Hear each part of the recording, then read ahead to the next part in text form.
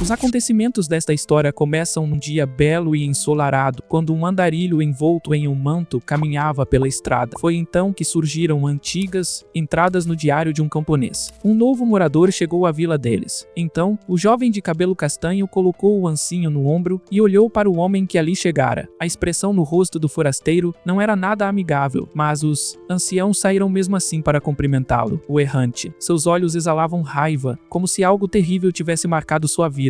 Pessoalmente, o camponês não queria que aquele homem ficasse ali, mas o ancião de bom coração da vila apertou a mão do forasteiro e o acolheu com um sorriso. Então, ele não teve escolha a não ser ignorar o ocorrido. Passaram-se 3 dias desde que o jovem se instalou ali na vila. As portas dobráveis de sua casa não se abriram nem uma vez. Ele era tão silencioso que o camponês às vezes esquecia que ele existia. Alguns moradores começaram a se aproximar da casa do estranho, curiosos, mas ele, indiferente como sempre, apenas passava por eles. Uma semana se passou, e depois mais. 3 dias desde a chegada do forasteiro, olhando para os galhos que balançavam ao vento. As crianças espiavam pela cerca e repetiam, com gravetos, os movimentos do andarilho. Descobriu-se que o estranho treinava com a espada todos os dias, apoiando um ancinho no ombro e segurando um balde na outra mão. O rapaz saiu para o trabalho pensando naquele homem, cuja história parecia esconder um passado cheio de mistérios, mas que ele preferia não investigar. Um mês depois, musgo e outras plantas começaram a crescer nas portas e nas paredes de pedra da casa do forasteiro. Mesmo assim, ele continuou treinando em seu quintal. O camponês não via, apenas ouvia o som vindo de lá enquanto descascava batatas. Depois de um tempo, o andarilho apareceu de novo. Um mês se passou, mas nada mudara. O forasteiro aprendera a manejar a espada e os aldeões cochichavam entre si. Alguns supunham que ele se preparava para algo, outros achavam que fosse um cavaleiro caído em desgraça ou um mercenário famoso, desfiando batatas com a lâmina de sua espada. O camponês fingia não prestar atenção a tantas conversas enquanto arava seu jardim. Mesmo assim, a curiosidade acabou tomando conta dele. Ninguém suportaria tanta dúvida. Quão veloz e forte seria aquele homem? Que técnicas teria aperfeiçoado? Então, espiando por uma fresta no portão, o jovem se decepcionou. Viu o andarilho numa postura de ataque, a espada em riste, o suor escorrendo pelo rosto e mãos firmes, completamente alheias à plateia improvisada de vizinhos. O camponês franziu o senho. Aquele homem devia ter razões tão profundas que o atormentavam a alma. Sem dizer nada, ergueu a sacola no ombro e voltou ao trabalho. Apesar da pena, decidiu não se intrometer. Satisfeito com sua curiosidade, acreditou que podia enfim esquecê-lo. Foi quando uma nova família chegou à vila. Um mercenário aposentado, seu filho e sua filha. Eles sorriam e brincavam juntos.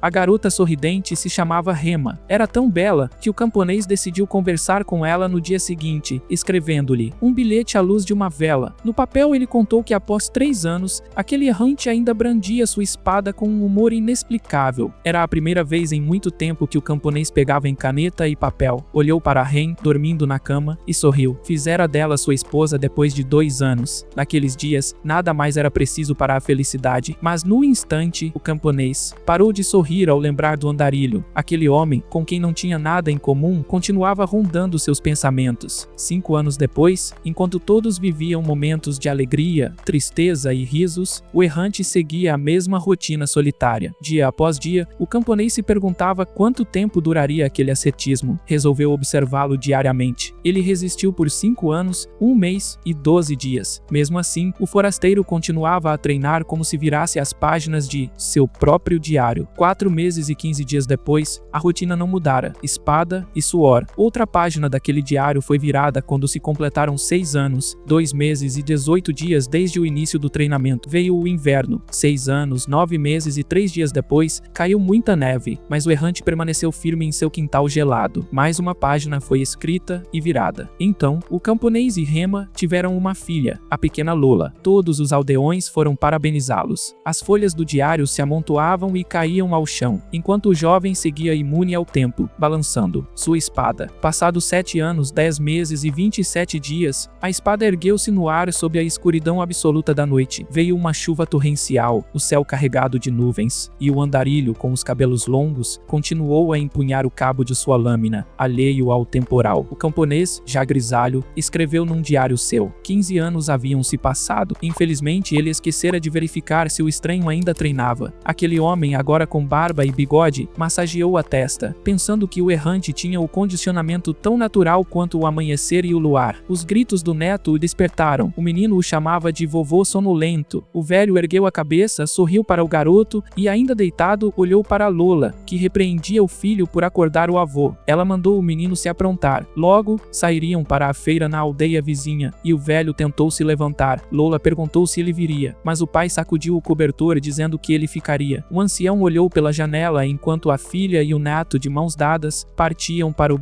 mercado. Erguendo o olhar para o céu azul com nuvens, ele viu as mesmas árvores balançando ao vento, exatamente como tantos anos antes. Fechou os olhos e se deixou levar pela brisa. Hoje o dia está lindo. Caminhando com as mãos atrás das costas, o idoso era cumprimentado por todos à beira da estrada que margeava a floresta. Aquele que fora um camponês comum, agora refletia sobre a efemeridade do tempo, pois até a vila mudara muito. O ancião parou em frente a uma antiga casa, cujas portas e paredes, tomadas pela vegetação, resistiam ao passar dos anos. Pensou nos últimos 37 anos. Chegou até a porta, espiou pelo vão e teve os olhos arregalados. Saiu correndo o mais rápido que pôde, abriu o velho batente e invadiu a casa do andarilho. Avançou até o homem que segurava o cabo da espada cravada no chão, estendeu os braços e abriu a boca em choque. O forasteiro firme apertava o punho na lâmina. Um homem bastante idoso, com o corpo marcado por muitas cicatrizes, estava de joelhos, segurando firmemente o punho da espada. O ancião observava o errante, com os olhos arregalados, sem conseguir desgrudar o olhar da lâmina. Por um instante, ficou hipnotizado por aquela cena. Quando a luz prateada que envolvia o forasteiro se apagou, ele o acomodou no chão e fechou os olhos. O ancião fitou-o com uma tristeza profunda. Lágrimas caíram no solo, ao desejar que o errante encontrasse um lugar de paz. Os olhos azul próteos do homem se abriram num estalo. O loiro de olhar azul começou a tremer, lembrando-se dos eventos de seu sonho, que o haviam levado à suntuosa mansão da família Pereira. Muitas pessoas cruzavam os portões do Solar Perra, famoso entre os reinos vizinhos como centro de comércio. Um cavaleiro de armadura prateada com detalhes dourados ergueu o dedo, sorriu e comentou que os mais admirados ali eram os discípulos do Barão Perra. Enquanto um dos guardas ouvia, encantado, a narrativa do parceiro, o outro, apoiado na lança e visivelmente descontente, fitava um narrador. Ele explicou que a princesa Cúria, em particular, era a mais célebre de todas. Tinha apenas 11 anos e já recebera o título oficial de feiticeira admirável. O rapaz perguntou se a família real realmente concedera essa honraria. Tati, dos cavaleiros, desviou o olhar, tentando não escutar o entusiasmo dos companheiros pelos títulos aristocráticos. O cavaleiro loiro, com tufos de cabelo saindo pela lateral do elmo, interrompeu. Não adiantava fama alguma, pois havia um herdeiro mais velho. Num instante, os 3 guardas congelaram e calaram-se, surpresos pela intervenção. O novato recostou-se e soltou uma gargalhada, enquanto os 2 amigos começavam a discutir. Um deles, de temperamento volátil, viu sua face se contorcer de raiva. O recém-chegado compreendeu o motivo da confusão. Cúria era de fato uma celebridade, mas o primogênito, Pereira Iron, era ainda mais famoso pela sua preguiça. Imaginar o jovem franzino lembrou-lhe o apelido aristocrata desleixado. Após perder a mãe precocemente, Iron passou a hibernar em seu quarto até o 15º aniversário. Ele nada fazia, dormia dias a fio, encolhido sobre um cobertor, de onde veio a alcunha. Embora a mãe tenha morrido diante de seus olhos, era compreensível. Enquanto os guardas trocavam farpas, o novato os observava em silêncio. Então, uma voz inesperada chamou a atenção dos 3. Atrás deles, de braços cruzados, estava Curly, uma jovem de cabelos encaracolados, e ao seu lado, Amelia, sua mãe. Ambas usavam expressões austeras. Amélia franziu o senho e indagou quem lhes dera permissão para tanto barulho. Imediatamente os guardas alinharam-se em fila e se curvaram pedindo desculpas. Cúria, intrigada, retrucou: "Por que se desculpar por algo que nem sabiam ter feito? Os três transpiravam e tremiam de medo. Quando a princesa insistiu, um a um, como responderiam por sua ofensa, Cúria fitou Amélia. Esta colocou a mão no ombro da filha e sussurrou que não fosse tão dura. Amélia estreitou os olhos, contemplou os cavaleiros e serenamente disse que bastava. Eles já haviam entendido o erro. Os lábios maternos se curvaram num sorriso e Amélia perguntou se não estava certa. Vendo-os ainda mais reverentes, ela massageou os ombros e ordenou: sirvam, em vez de conversar. O cavaleiro barbado observou a família Perreira se afastar. Logo, os três guardas olharam para as costas das damas com certo desdém, mas em seguida suspiraram aliviados. Ao passarem pelo arco e pela torre, comentaram que ambas eram fortes, prenunciando um futuro promissor para o solar. Ao contrário do príncipe, cuja fama era inteiramente diferente. A cena mudou para o aposento real. Os raios do sol entravam pela janela e iluminavam o ambiente. Iron ergueu-se num salto, gritando de fúria contra sua própria condição. Olhos e boca escancarados, suor escorria pelo rosto. Ele não conseguia dormir, coçando a cabeça. Em seus pensamentos, pois costumava dormir quase o dia todo, entreabertos os olhos, Iron recordou o sonho. Sentia-se no lugar daquele, errante com uma espada em mãos, o gosto salgado da fadiga na boca e a dor excruciante nos músculos. Tremendo, baixou as pernas até o chão e olhou as próprias palmas úmidas. Levantou-se, inquieto, incapaz de ficar parado. Ao chamar o mordomo, este, um homem de bigode fino e cabelos bem penteados, surgiu na porta e perguntou o que desejava. Iron murchou os braços e permaneceu estático. O mordomo ergueu levemente o canto da boca, intrigado com o príncipe. Então, Iron baixou as mãos, olhou-o fixamente e disse, com a voz trêmula, que queria treinar com espada. O mordomo ficou sem reação, demorando a entender o pedido. Instantes depois, começou a suar. O rosto se contorceu de choque e perguntou o que pretendia. Enquanto isso, no campo de treinamento Perra, familiares e cavaleiros se reuniam. Um guarda, recém-promovido, de barba espessa, arregalou os olhos e indagou ao colega se estava vendo direito. Os discípulos do barão alargaram as íris ao avistarem Iron chegando acompanhado do mordomo. Para eles, raramente viam o príncipe ali. Muitos se perguntavam se, enfim, ele decidira enveredar pela esgrima. Iron parou diante do suporte de armas e fixou o olhar numa espada de 2 mãos pendurada na parede. O mordomo sussurrou que cada lâmina tinha características próprias, tamanho, formato e peso, e sugeriu aguardar um instrutor antes de escolher. O mordomo ficou ainda mais nervoso quando Iron recusou o auxílio, afirmando que não queria mentor algum. O príncipe olhou atentamente para a espada, ignorando as outras armas. De repente, comprimiu os lábios num interior e num só gesto agarrou o punho da espada de 2 mãos, declarando que a levaria. Um dos cavaleiros puxou a face do outro, incrédulo, para ver se não sonhava, e acabou forçando demais, arrancando um gemido de dor. Irritado, o cavaleiro agarrou o colega pelo braço e espremeu-o com tal força que ele implorou clemência. Iron cerrava os dentes e empenhava-se em erguer o pesado aço. Os guardas, em choque, contemplavam o jovem príncipe. Surpreso, o mordomo abriu a boca ao vê-lo elevar a espada. As mãos de Iron tremiam, o corpo inteiro vibrava e gotas de suor escorriam pelo rosto. Com esforço, equilibrou a lâmina e retomou o fôlego. Várias espadas repousavam no suporte. Iron levantou-a acima da cabeça, cerrando os dentes num último esforço. O balanço acabou com a ponta cravando-se no chão. Os discípulos do barão, trajando uniformes especiais, o olharam com certo desdém quando ele ergueu a arma outra vez. Franziam o senho, cravando o julgamento. Esse príncipe preguiçoso não vai longe. Ainda assim, aproveitaram que sua postura pela primeira vez não estivera mal. O cavaleiro loiro sorriu e comentou ao amigo que no mês anterior, Chiron havia humilhado Iron diante de todos. Talvez fosse essa a razão de seu súbito interesse pela espada. Ao ver o príncipe trêmulo, um dos discípulos comentou que daquela vez, Iron não reagira a nada, tinha sido humilhado. O mordomo, virando a cabeça, conseguiu ouvir parte da conversa e viu os 2 guardas se afastarem. Cerrou os dentes, indignado por ouvir tais comentários sobre seu mestre. Ao ficar ao lado de Iron, que brandia a espada e gesticulava, sugeriu que para dominar a arte da espada, seria preciso um treinamento diário exaustivo, algo difícil de encarar sozinho. O servo ofereceu-lhe buscar um mentor, mas foi abruptamente interrompido. Iron sequer lhe dava atenção. O príncipe recomeçou o movimento de corte, corpo todo tremendo a cada golpe. Não era só os braços, mas todos os músculos que doíam, e ele mal sabia por quê. Iron ajustou a posição dos pés em busca de conforto. No próximo golpe, exaurido, caiu ao chão. Tentou recuperar o fôlego com inspirações e expirações profundas, deitado ali, mas em vez de dor, sentiu um alívio. Calmo. O protagonista ergueu-se lentamente, apoiando uma mão no pomo da espada e subindo até um joelho, repetindo mentalmente os mesmos movimentos que vira em seu sonho. A opressão no peito começou a afrouxar. A cada investida, as memórias que o atormentavam desapareciam, como se cada golpe evaporasse o peso da responsabilidade em seus ombros. Mais uma vez, Iron ergueu a enorme espada acima da cabeça, gotas de suor saltando a cada gesto firme. De repente, o mordomo interveio pedindo que interrompesse. Já estava escurecendo. Iron olhou-o incrédulo e perguntou se era mesmo noite. Antes de concluir, desabou, mas foi amparado pelo mordomo, que indagou seu estado. Sem forças, o príncipe limitou-se a murmurar que não conseguia mais continuar. Quando ouviu que o sol se punha e as construções do solar se tingiam de negro, Iron se chocou. Como o tempo passou tão rápido?